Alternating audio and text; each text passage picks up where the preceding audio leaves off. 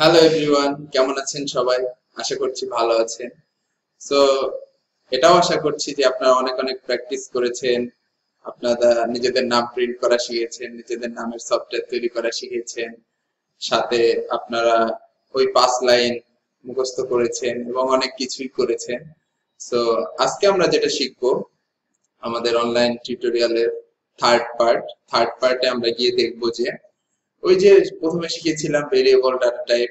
হ্যাঁ, এখন আজকে আমরা দেখবো যে ভেরিয়েবল কিভাবে ডিক্লেয়ার করে সি প্রোগ্রামিং এ, ডেটা টাইপ কি কি আছে সি প্রোগ্রামিং এ, ওই যে প্রোগ্রামিং ল্যাঙ্গুয়েজ শিখতে গেলে যেগুলা লাগে। সো আগের দিন আসলে অ্যাকচুয়ালি আমরা দেখেছি যে সিনট্যাক্স কি, কিভাবে লেখে সি প্রোগ্রাম। আজকে আমরা দেখবো ডেটা টাইপ কি কি আছে এবং ভেরিয়েবল কিভাবে ডিক্লেয়ার করে। So, শুরুতে ভেরিয়েবল থেকে যাই, যেহেতু ভেরিয়েবল এবং ডেটা টাইপের ভেতরে একটা রিলেশন আছে। সো ভেরিয়েবল থেকে গেলেই অটোমেটিক্যালি ডেটা টাইপ এসে যাবে। সো শুরুতেই ভেরিয়েবল।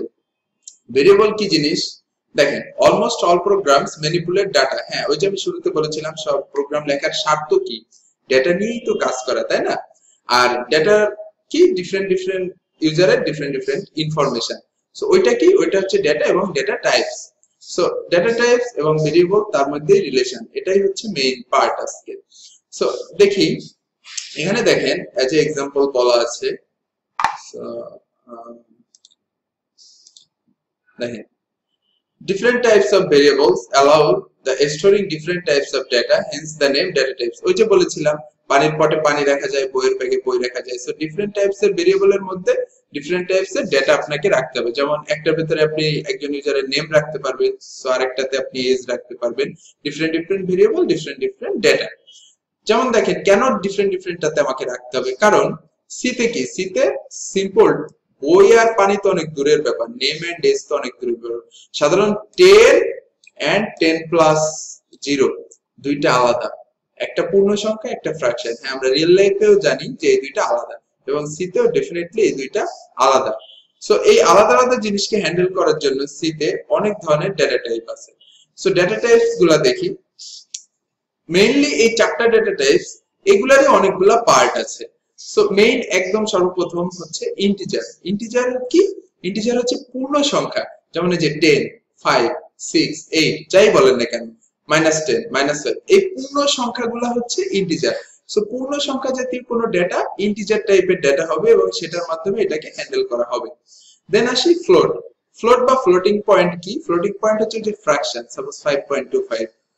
দেন ডাবল। ডাবল কি, ডাবল ও ফ্র্যাকশন, জাস্ট ফ্লোটের থেকে একটু বড়, যেমন 5.25, 1368 যা আসুক, একটু বড় সাইজের ফ্লোট থেকে। দেন ক্যারেক্টার বা ক্যার, সিএচআর। ক্যার কি, ওই যে নেম বা এই টাইপের অ্যালফাবেট টাইপের যে ইনফরমেশন গুলো রাখার জন্য character data type. So mainly চারটা, আরো অনেক আছে, ওগুলো আমাদের আপাতত দরকার নাই। আমাদের বেসিক সি প্রোগ্রামিং এ এই চারটা হলেই আমাদের জন্য ইনাফ। সো এখন আমরা দেখি এই চারটা ব্যবহার করে কিভাবে ভেরিয়েবল ডিক্লেয়ার করা যায়, দেন কিভাবে ডাটা রাখা যায়, কিভাবে ভেরিয়েবল কম্পিউটার হ্যান্ডেল করে। শুরুতেই দেখি হাউ টু ভেরিয়েবল ওয়ার্কস। ওই যে ভেরিয়েবল কিভাবে কাজ করে বলেছি, একটা ভেরিয়েবল হইতে গেলে তার এই জিনিসগুলো অবশ্যই থাকতে হবে। ভেরিয়েবলের একটা নাম থাকতে হবে, ভেরিয়েবলের একটা অ্যাড্রেস থাকতে হবে, দেন কি ভ্যালু বা কি টাইপের ভ্যালু সে রাখতে পারে। নেম কি, এই যে এটা কি, পানির পট, এর একটা নাম আছে। ব্যাগ, ব্যাগের একটা নাম আছে, সো তার একটা নাম। এবং একটা অ্যাড্রেস, সাপোজ কিচেনে এটা নির্দিষ্ট একটা জায়গায় থাকে, ওইটা তার অ্যাড্রেস। সো আপনি কাউকে বললেন কিচেনের ওই জায়গাটা থেকে পানির পটটা আনো, সো ওইটা তার অ্যাড্রেস। কম্পিউটার সেম, আপনি একটা ভেরিয়েবল নিলেন, নেওয়ার পরে কম্পিউটারের মেমোরি কি, র্যাম, র্যামের ভিতরে সে একটা নির্দিষ্ট স্পেসে আপনার ভেরিয়েবলটাকে রাখবে বা একটা অ্যাড্রেসে রাখবে, যাতে আপনি পরবর্তীতে যখন ওই যে চান যে হ্যাঁ আমাকে এটা এনে দাও, ও যখন সরাসরি তখন ওই অ্যাড্রেসে গিয়ে অ্যাক্সেস করে আপনার ডেটাটা এনে দিতে পারে। দেন হচ্ছে ভ্যালু বা ডেটা, কি ইনফরমেশন আপনি ওটাতে রেখেছেন। সাপোজ এখানে আমাদের ভেরিয়েবল এই যে ইন্ট, সো টাইপটা হচ্ছে আমাদের ডেটা ইন্টিজার, আর ভেরিয়েবলটার নাম হচ্ছে টেম্প। সো ভেরিয়েবল লেখার নিয়ম হচ্ছে প্রথমে ডেটা টাইপ লিখতে হয়, তারপরে ভেরিয়েবলের নেম, আর লাস্টে এই যে সেমিকোলন দিতে হয়। সো এটা হচ্ছে আমার ভেরিয়েবল লেখার টাইপ বা সিস্টেম, ভেরিয়েবল লেখার সিস্টেমটা এটা। সো এরপরে দেখেন ইন্ট টেম্প এটা লিখলে কম্পিউটার কি করে, the compiler gets a space for an integer 4 bytes allocated for the value. Computer integer টাইপের জন্য 4 বাইটের একটা জায়গা দিয়ে দেয় কম্পাইলারকে, যে হ্যাঁ তুমি টেম্প লিখেছো, এটার জন্য তুমি 4 বাইট সাইজের ডেটা রাখতে পারবা। তারপর দেখেন ইনিশিয়ালাইজ যখন করি বা ওটার ভিতরে ভ্যালু যখন রাখি, সাপোজ পটে পানি যখন রাখি, সেরকমই temp equal 1 to 5, তার মানে temp একটা ইন্টিজার টাইপের ভেরিয়েবল, তার ভেতরে আমি 125 ওর যে অ্যাড্রেস ওখানে 125 কে আমি রাখলাম। এখানে যে ইকুয়াল সাইন, ইকুয়াল মানে কিন্তু সমান সমান না, রিয়েল লাইফে আমরা জানি ইকুয়াল সাইন মানে সমান সমান, কম্পিউটার সায়েন্সে বা প্রোগ্রামিং এ সমান সমান দুইটা ইকুয়াল বা তিনটা ইকুয়াল দিয়ে বোঝানো হয়, এটা আমরা পরে দেখব। একটা ইকুয়াল মানে হচ্ছে অ্যাসাইন করে দেওয়া, টেম্পের অ্যাড্রেসে বা টেম্পের স্থানে বা টেম্পের ভেতরে গিয়ে এই 125 কে রেখে দাও। সো এটা হচ্ছে টেম্প ইকুয়াল 125 সেভাবে বোঝানো হয়েছে। এই যে এখানে লেখা আছে, এটা আপনারা একটু পড়লেই বুঝতে পারবেন। সো এটা ওইভাবে আসে। নেক্সট কি, এই যে নেক্সট দেখেন মেমোরিতে গিয়ে বা র‍্যামে গিয়ে জিনিসটা কিভাবে হ্যান্ডেল হয়। এই যে মনে করেন আপনার সেই পানির পট রাখার জন্য কিচেনের তাকগুলা, এই সবগুলা তাক, সো এই তাকের কোন একটাতে আপনি টেম্প রেখেছেন, এই তাকগুলো এখন মেমোরির তাক। সো কোনটার ভেতরে রেখেছেন সেটার বাইরে একটা স্টিকার লাগানো আছে, সাপোজ 2000 টা কি অ্যাড্রেস নাম্বার। সো আপনার জন্য তখন কি হলো, টেম্প আপনার দেওয়া নাম, 2000 কম্পিউটারের অ্যাড্রেস, দেন ওই 2000 অ্যাড্রেসের এগেইনস্টে যে একটা ফাঁকা জায়গা হবে 4 বাইটের, যেহেতু ইন্টিজার। সো আপনি কি করবেন, আপনি যখন টেম্প ইকুয়াল 125 ইনিশিয়ালাইজ করবেন, ও তখন কি করবে, এই যে দেখেন ও ওই সেই ফাঁকা জায়গা, এই সেই ফাঁকা জায়গার ভেতরে 125 রেখে দিয়েছে, এটাই ওর কাজ। সো এটাই কম্পিউটার করে, ভেরিয়েবলটাকে এভাবে ডিফাইন করলে বা ডিক্লেয়ার করলে ও এইভাবে মেমোরিটাকে হ্যান্ডেল করে। আচ্ছা নেক্সটে দেখি সাম নেমিং কনভেনশন। নেমিং কনভেনশন কি জিনিস? নেম কনভেনশন হচ্ছে ভেরিয়েবলের নাম কিভাবে হইতে হবে, ভেরিয়েবলের নাম কি দিব আমি, এটা আছে না, অবশ্যই আছে, তাই না?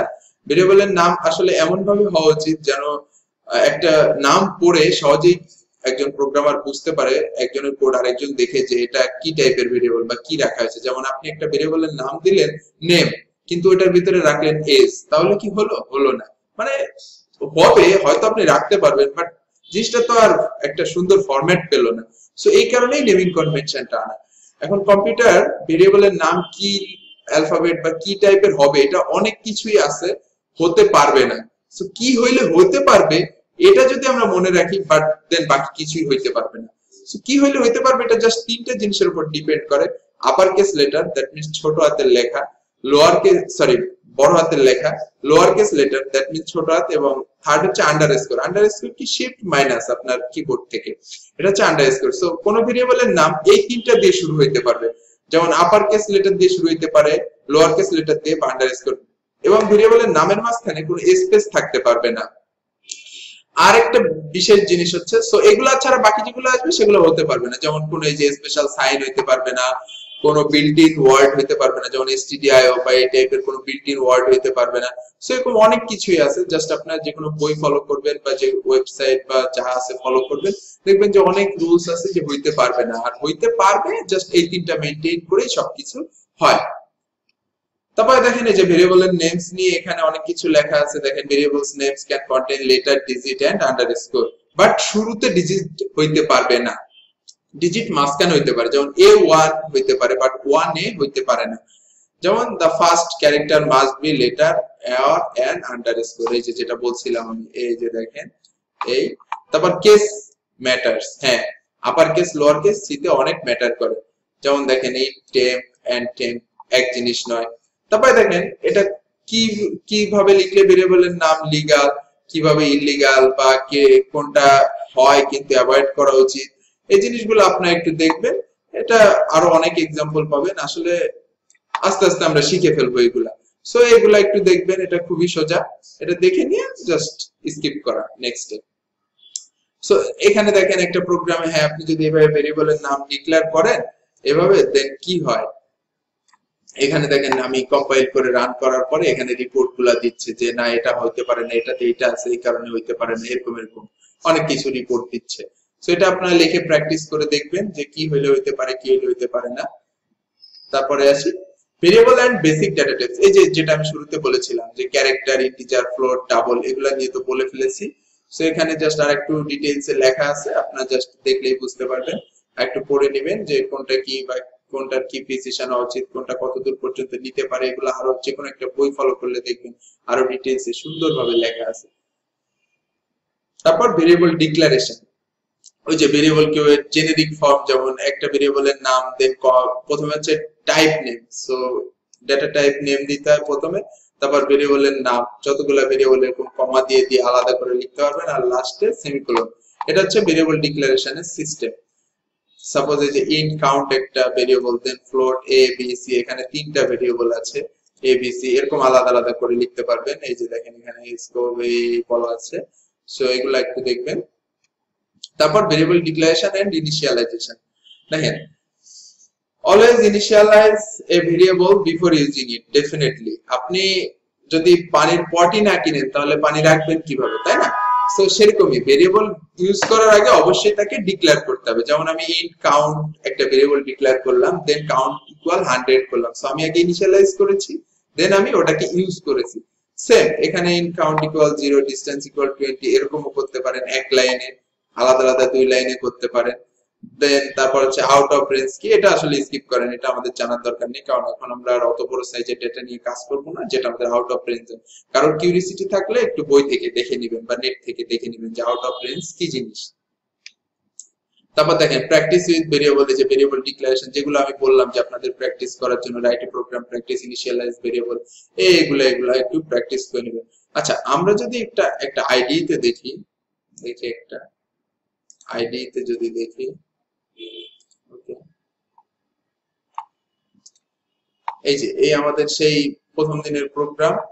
আচ্ছা, আর একটা নিউ প্রোগ্রাম লিখি, সোর্স কোড, এটা আগে যেহেতু নাম দিই, ওর একটা নাম দিই, এটার নাম দিই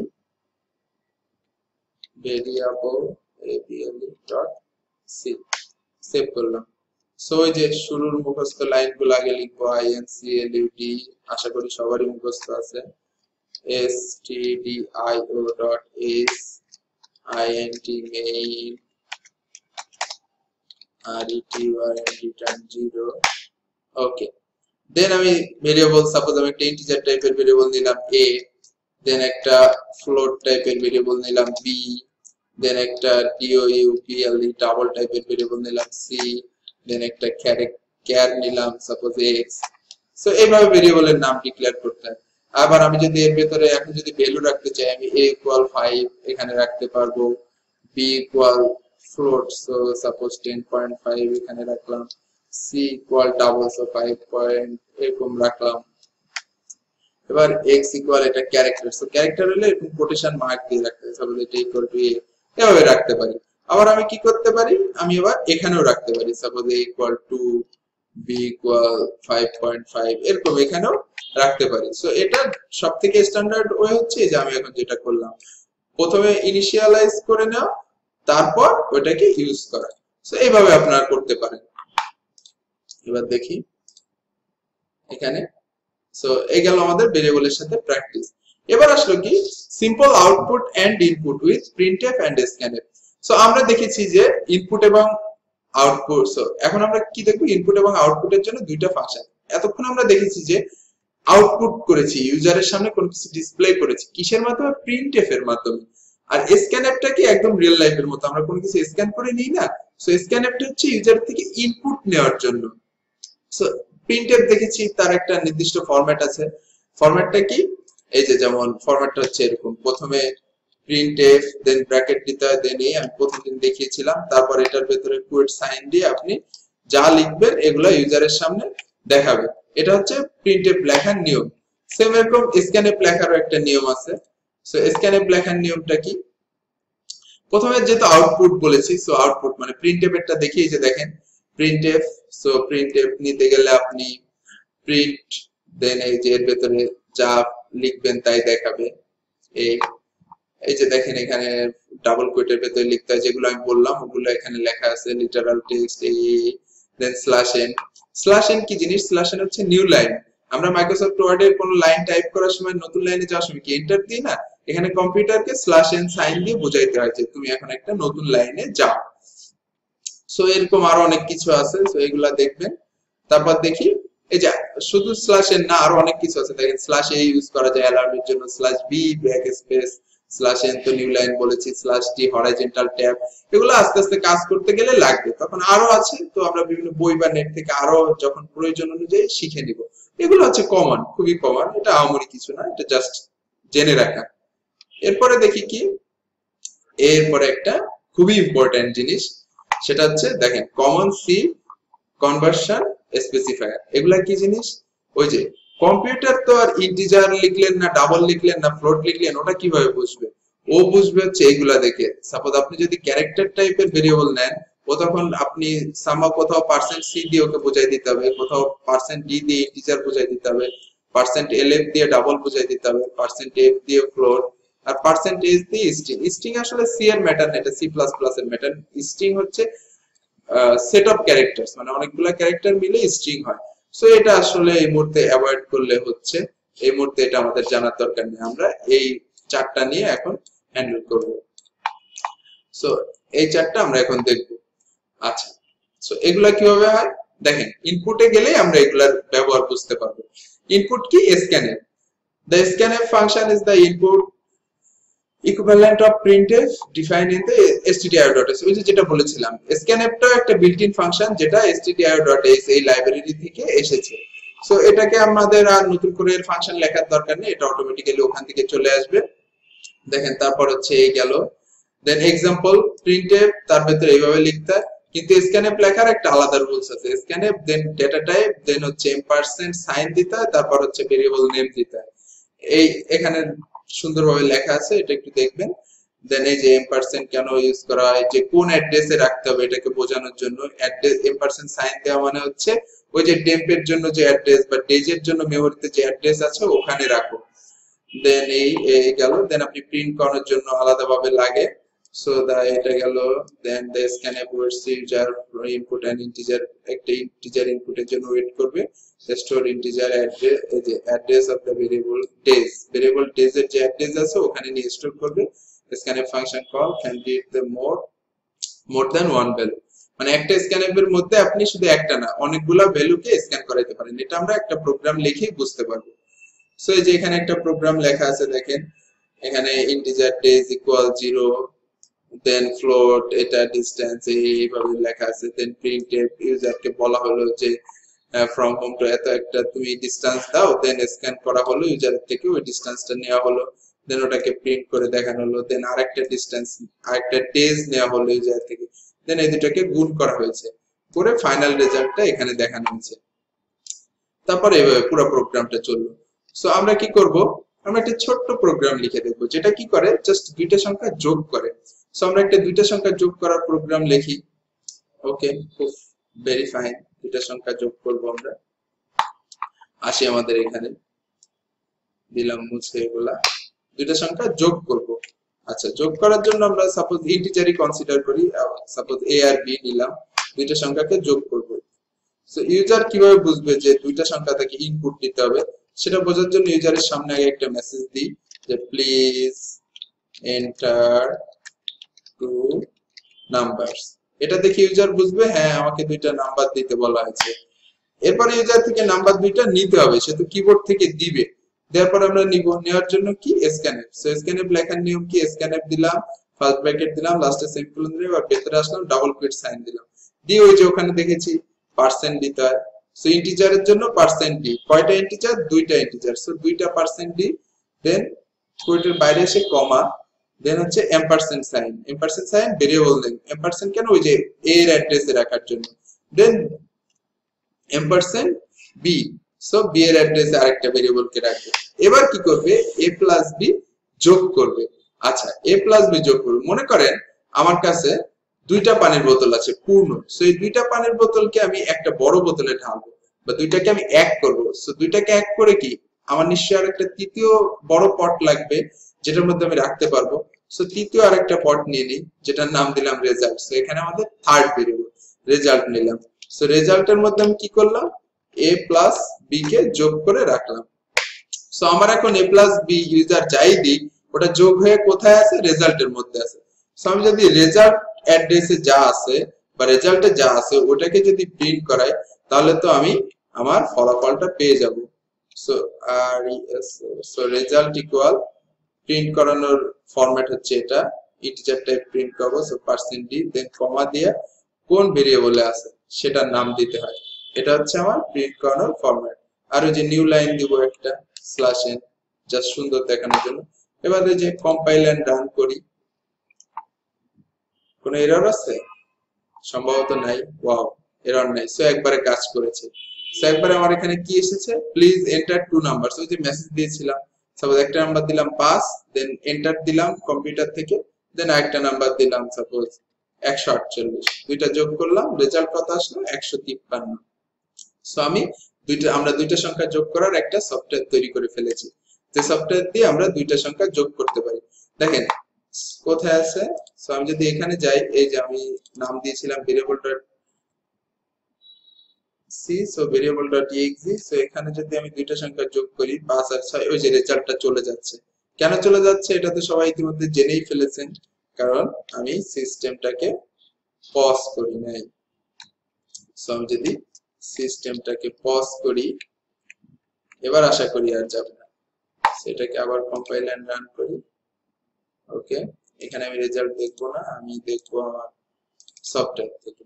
ওকে, এখানে দিলাম সাপোজ এত, এটা আরেকটা দিলাম এত, যোগ করলাম 1561, 154, 1715, মনে হয় ঠিক আছে।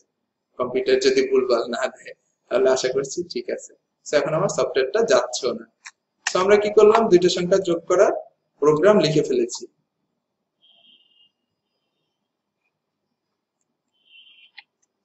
দুইটা সংখ্যা যোগ করার প্রোগ্রামটা আমরা লিখতে পারলাম।